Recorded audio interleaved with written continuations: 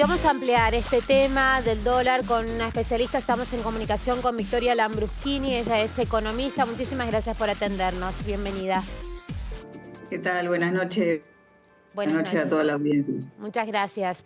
Bueno, estuvimos repasando, ¿no?, algunos datos y también análisis respecto de lo que ha sucedido con la cotización del dólar paralelo. ¿Coincidís que tiene relación, vinculación con la proximidad de las elecciones primarias, con las medidas económicas que se han tomado últimamente? ¿Cuál es la raíz, ¿no?, de este nuevo incremento? Bueno, yo diría que sí, se conjugan varios factores.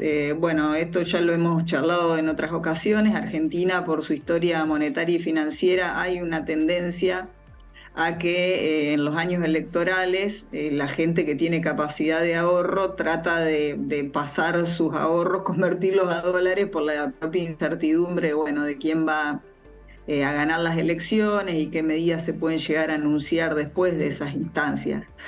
Yo diría que en esta semana, digamos, han jugado otros dos factores que me parece que hoy en día por ahí explican más, porque la tendencia a la dolarización del año electoral ya venía, pero bueno, ahora ante la proximidad de las PASO, diría que hay dos cuestiones más. Una tiene que ver con que se empieza a ver que la cifra de inflación que se vio el mes pasado no se va a poder sostener, que va a haber un salto importante, digamos, cerca del 7,5% del dato de inflación. Y eso hace que, bueno, es decir, no solamente las personas de a pie, sino sobre todo los comerciantes o todo el que tiene algún negocio, empresariado, también empieza a tomar de medidas en ese sentido.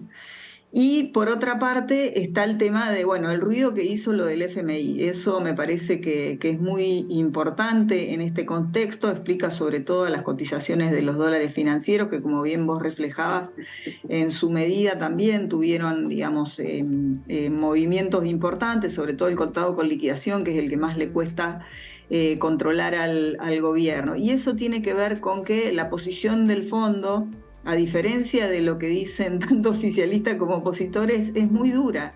Es decir, el fondo básicamente le ha dicho a la Argentina: no voy a desembolsar dinero hasta no saber quién gana las PASO.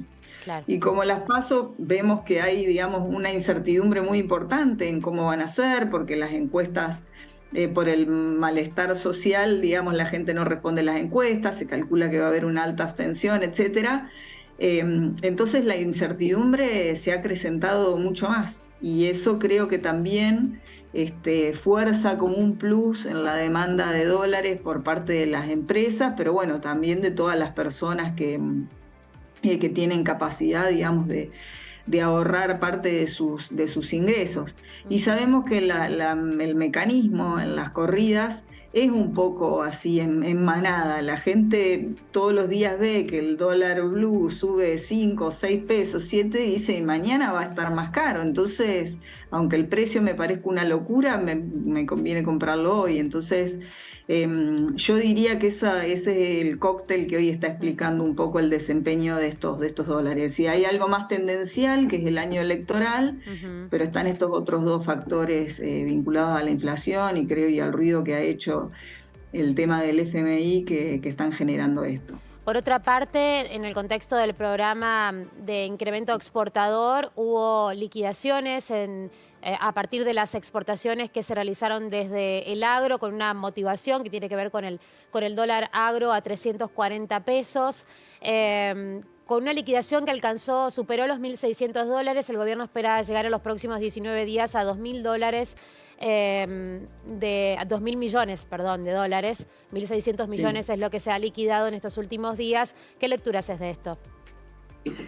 No, bueno, creo que esas medidas, es decir, esas medidas que se anunciaron la semana pasada, son justamente una consecuencia de que el fondo dijo hasta después de agosto no desembolso. La necesidad de tener dólares en las reservas, ¿no? Claro, el gobierno, es decir, a ver, para que entendamos, después si hay un momento quiero volver a lo del fondo, pero básicamente Argentina está en una situación límite en cuanto a sus reservas. Venimos de varios años con problemas de escasez de divisas, que la generan los propios controles cambiarios también, porque la incapacidad de que el Banco Central acumule reservas tiene que ver con el hecho que existe una brecha, porque si existe una brecha nadie quiere vender y a la vez todos le quieren sacar reservas al Banco Central. Este año se sumó además lo de la sequía, que fue un masazo, digamos, para la acumulación de reservas del Banco Central. Y yo agregaría un tercer factor, que este año, a diferencia de lo que pasó el año anterior, el acuerdo con el fondo firmado por el exministro Martín Guzmán preveía que Argentina tiene que hacer más desembolsos de los reembolsos que le hace el fondo. Es decir, había que pagar en términos netos, es decir, hay que pagar más de lo que ellos nos van a devolver. El año pasado fue al revés.